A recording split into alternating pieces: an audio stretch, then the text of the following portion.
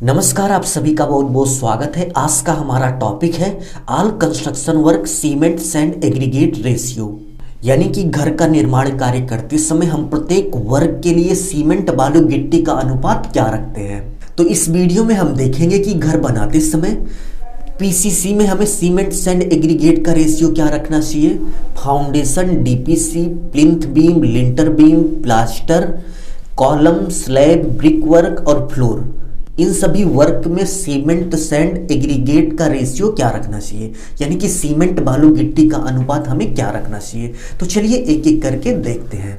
Video में आगे बढ़ने से पहले आपका एक पॉइंट हम क्लियर कर देना चाहेंगे कि इस वीडियो में आपको सीमेंट सैंड एग्रीगेट के रेशियो को लेकर, यानी कि सीमेंट बालू गिट्टी के अनुपात को लेकर जो आंकड़े बताए जा रहे हैं वो G+2 फ्लोर के घर के लिए हैं।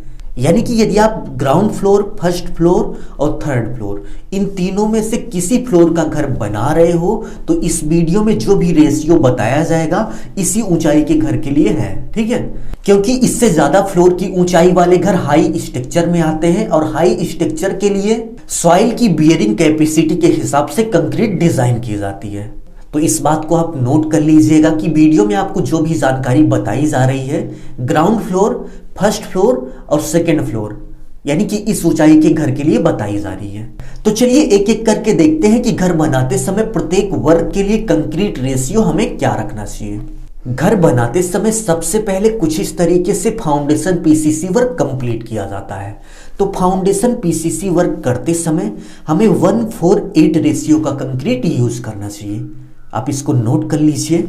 यदि आप ड्राइंग में देखना चाहते हैं तो आप देख सकते हैं कि ड्राइंग में यहाँ पर पीसीसी लेयर दी गई है और पीसीसी लेयर के लिए जो कंक्रीट रेशियो है 1:8 का है, यानी कि 1 बैग आपका सीमेंट हो गया, 4 बैग आपका सैंड यानी कि बालू हो गया और 8 बैग आपका कोर्स एग्रीगेट यानी कि गिट्टी हो गई, ठीक है। सेकेंड पॉइंट की बात करें तो पीसीसी वर्क कंप्लीट होने के बाद हम कुछ इस तरह से फाउंडेशन बनाते हैं। तो फाउंडेशन बनाते समय हमें जो कंक्रीट रेशियो यूज करना चाहिए कुछ इस प्रकार है।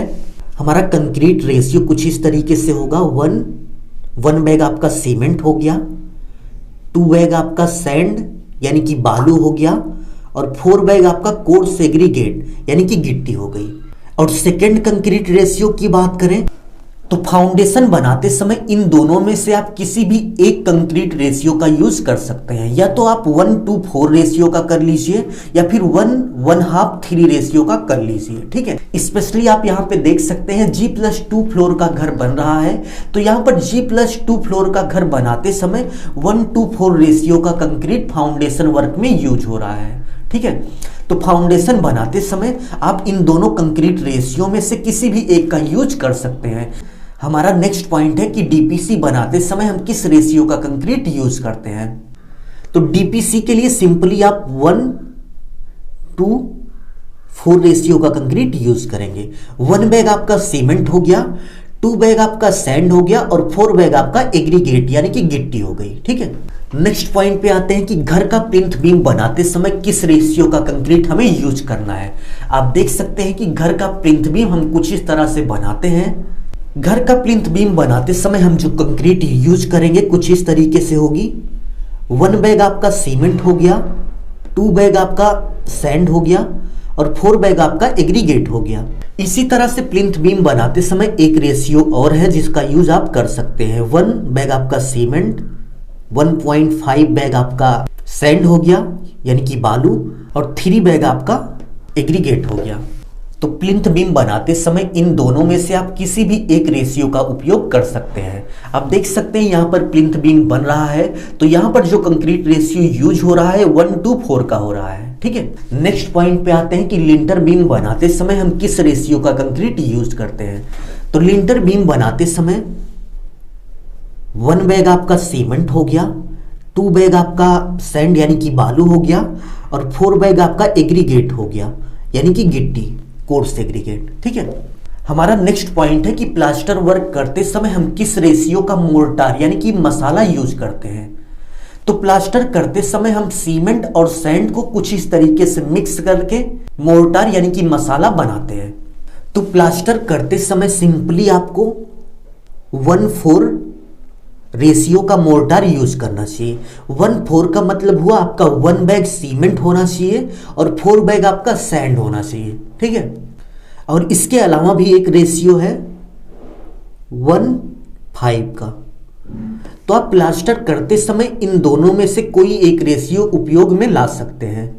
आप देख सकते हैं यहां पर प्लास्टर वर्क हो रहा है, तो यहां पर जो मोर्टार रेशियो यूज हो रहा है 1/4 का यूज हो रहा है। नेक्स्ट हम कॉलम की बात करेंगे कि कॉलम बनाते समय हमें किस रेशियो का कंक्रीट यूज करना चाहिए। आप देख सकते हैं कि हमारा कॉलम कुछ इस तरह से बनाया जाता है। शटरिंग करके हम कंक्रीट फिलअप कर देते हैं और हमारा कॉलम बनकर तैयार हो जाता है। आप देख लीजिए। तो घर के लिए हम जो कॉलम बनाते हैं, कॉलम बनाते समय कॉलम में हम जो कंक्रीट रेशियो यूज करते हैं कुछ इस तरीके से है आपका 1:4 से लेकर 1.5 3। स्पेशली यहां पर जो कॉलम का वर्क हो रहा है तो इस कॉलम को करने में 1:4 रेशियो का कंक्रीट यूज हो रहा है, ठीक है। नेक्स्ट स्लैब की बात करें कि स्लैब बनाते समय हम किस रेशियो का कंक्रीट यूज करेंगे। तो स्लैब बनाते समय 1:4 रेशियो से लेके 1.5 और 3, इन दोनों रेशियो में से आप किसी एक रेशियो का उपयोग कर सकते हैं। कोई भी दिक्कत आपको नहीं आएगी यदि आप सिंपली एक नॉर्मल घर बना रहे हैं, ठीक है। हमारा नेक्स्ट पॉइंट आता है कि ब्रिक वर्क करते समय हमें किस रेशियो का मोर्टार यूज करना चाहिए, यानी कि मसाला यूज करना चाहिए। तो आप देख सकते हैं कुछ इस तरीके से हमारा ब्रिक वर्क होता है। तो ब्रिक वर्क करने के लिए आप सिंपली 1/4 का मतलब 1 बैग आपका सीमेंट हो गया और 4 यानी कि 4 बैग आपका सैंड यानी कि बालू हो गया, ठीक है। तो 1/4 से लेकर 1/5 इन दोनों में से आप किसी भी एक रेशियो का उपयोग कर सकते हैं। और स्पेशली यहां पर ईंट को जोड़ने के लिए जो रेशियो उपयोग किया जा रहा है 1/4 है, ठीक है। नेक्स्ट हम फ्लोर यानी कि फर्श की बात करेंगे कि फर्श बनाते समय हमें किस रेशियो का कंक्रीट यूज करना चाहिए। आप देख सकते हैं कुछ इस तरीके से हम फ्लोर बनाते हैं। तो फ्लोर की कंक्रीट बनाने के लिए हमें 1:4 रेशियो का कंक्रीट यूज करना चाहिए, ठीक है। सो यदि आप एक सिविल इंजीनियर हैं या फिर कंस्ट्रक्शन का वर्क आप कराते हैं या फिर आप लेबर मिस्त्री कुछ भी हैं, तो आप इन सभी पॉइंट को अच्छे से कहीं नोट कर लीजिए। और घर बनाते समय यदि आप एक छोटी ऊंचाई का घर बना रहे हैं तो घर बनाते समय इन्हीं सब कंक्रीट रेशियो का उपयोग करिए जिससे आपका घर मजबूत से मजबूत बन सके।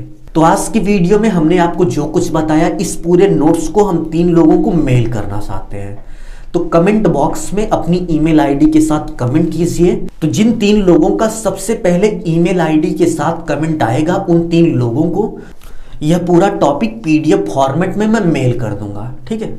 यदि आपको यह टॉपिक अच्छा लग रहा है तो प्लीज़ वीडियो को लाइक कर दीजिए और यदि आप चैनल पर नए हो तो चैनल को सब्सक्राइब कर बेल आइकन प्रेस कर लीजिए जिससे आगे आने वाली अच्छी अच्छी वीडियो की नोटिफिकेशन आपको मिलती रहे।